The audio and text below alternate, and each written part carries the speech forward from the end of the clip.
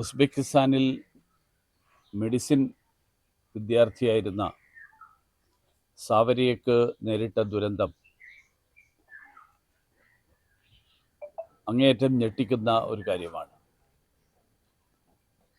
ഒരേയൊരു മകളെ ഉയർന്ന വിദ്യാഭ്യാസം നേടാൻ വേണ്ടിയിട്ട് അയച്ച അച്ഛനമ്മമാരെ ആശ്വസിപ്പിക്കാൻ പോലും സാധിക്കാത്ത ഒരു സാഹചര്യമാണുള്ളത്.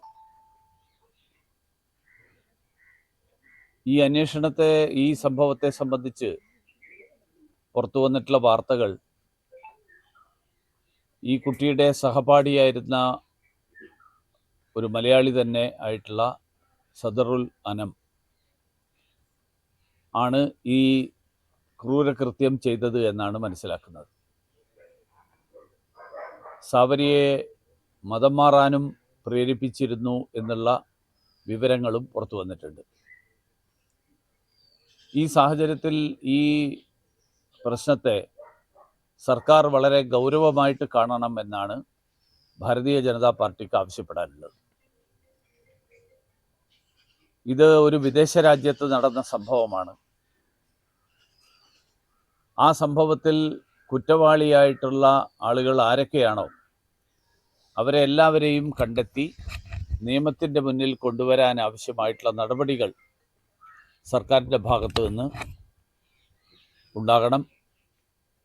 എന്താണ് ഈ സംഭവത്തിൽ ഈ കാര്യത്തിൽ യഥാർത്ഥത്തിൽ നടന്നിട്ടുള്ളത് എന്നുള്ളതിൻ്റെ പൂർണ്ണമായിട്ടുള്ള വിവരങ്ങൾ കണ്ടെത്താൻ വേണ്ട അന്വേഷണം നടക്കണം. കാരണം കേരളത്തിൽ നിന്ന് ധാരാളം കുട്ടികൾ വിദേശ രാജ്യങ്ങളിൽ പഠിക്കാൻ പോകുന്ന ഒരു കാലത്താണ് നമ്മൾ ജീവിക്കുന്നത്. ഈ വാർത്ത വന്നതിന് ശേഷം പല രക്ഷിതാക്കളുടെയും മനസ്സിൽ വലിയ ആശങ്കയുണ്ട്. കാരണം കുട്ടികൾ പഠിക്കാൻ പോകുന്നു, അതിനുശേഷം എന്തൊക്കെ നടക്കുന്നു എന്നുള്ളതിനെ കുറിച്ചിട്ടുള്ള ആശങ്കകളുണ്ട്. അപ്പോൾ ആ ആശങ്കകൾ അത് ദൂരീകരിക്കണമെങ്കിൽ ഇത്തരത്തിൽ ഇനിയൊരു സംഭവം ആവർത്തിക്കാൻ പാടില്ല. അത് ആവർത്തിക്കാതിരിക്കണമെങ്കിൽ ഇപ്പോൾ നടന്ന സംഭവത്തിൽ കുറ്റവാളികളായിട്ടുള്ള ആളുകൾക്ക് കർശനമായിട്ടുള്ള ശിക്ഷ ലഭിച്ചാൽ മാത്രമേ ഇനി ഇത്തരത്തിലുള്ള ഏതെങ്കിലും തരത്തിൽ പ്രവർത്തിക്കാൻ ആരും മുതിരാതിരിക്കുകയുള്ളൂ. നമ്മളിപ്പോൾ അന്വേഷണം ഏൽപ്പിച്ചിട്ടുള്ള ക്രൈംബ്രാഞ്ചിന് അന്വേഷണത്തിന് ഏറെ പരിമിതികളുണ്ട്. കേരളത്തിന് പുറത്ത് അവർക്ക് യാതൊരു അധികാരവുമില്ല. അപ്പോൾ വിദേശ രാജ്യത്ത് നടന്ന ഒരു കുറ്റകൃത്യത്തെ സംബന്ധിച്ച് പ്രാഥമിക അന്വേഷണം നടത്താനാണ് ക്രൈംബ്രാഞ്ചിനെ ഏൽപ്പിച്ചിട്ടുള്ളതെങ്കിൽ ആ പ്രാഥമിക അന്വേഷണം അടിയന്തരമായിട്ട് നടത്തി ഇതിൻ്റെ തുടരന്വേഷണത്തിന് വേണ്ടിയിട്ടുള്ള ബന്ധപ്പെട്ട ഏജൻസികളെ സംസ്ഥാന സർക്കാർ തന്നെ മുൻകൈയെടുത്ത് കേന്ദ്ര സർക്കാരുമായി ബന്ധപ്പെട്ടുകൊണ്ട് അതിനു വേണ്ടിയിട്ടുള്ള നടപടികൾ സ്വീകരിക്കണം.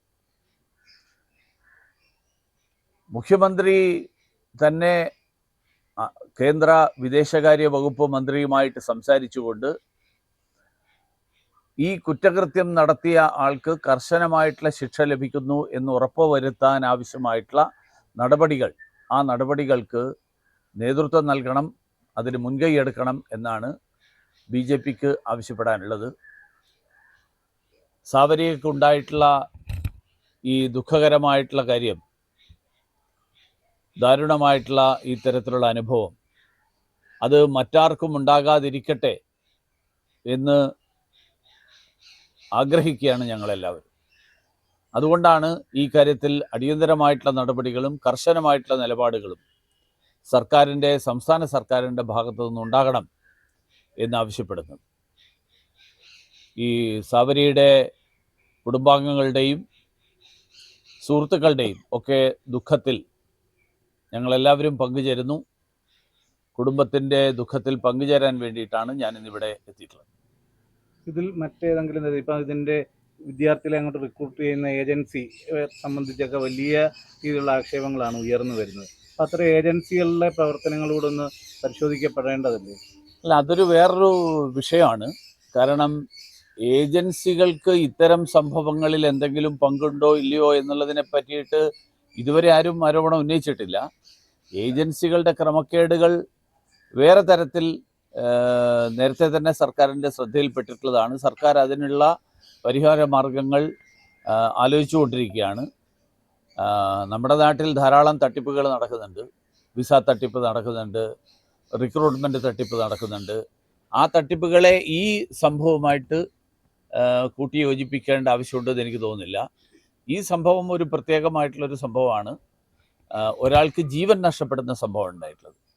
മറ്റ് സംഭവങ്ങൾ പലപ്പോഴും ഈ റിക്രൂട്ട്മെൻറ്റിലും അതുപോലെ വിസ തട്ടിപ്പിലും ഒക്കെ നടക്കുന്നത് അങ്ങനെ ഇവിടെ നിന്ന് പോകുന്ന ആളുകൾ നേരിടേണ്ടി വരുന്ന പലതരത്തിലുള്ള ബുദ്ധിമുട്ടുകളാണ്. അതൊരു പ്രത്യേക വിഷയമാണ്. ആ പ്രത്യേക വിഷയം താങ്കൾ ഉന്നയിച്ച വിഷയം ഉള്ളതാണ്, പക്ഷേ ഇതുമായിട്ട് ബന്ധപ്പെട്ടുള്ളതല്ല. ആ വിഷയം പ്രത്യേകമായിട്ട് അന്വേഷിക്കും.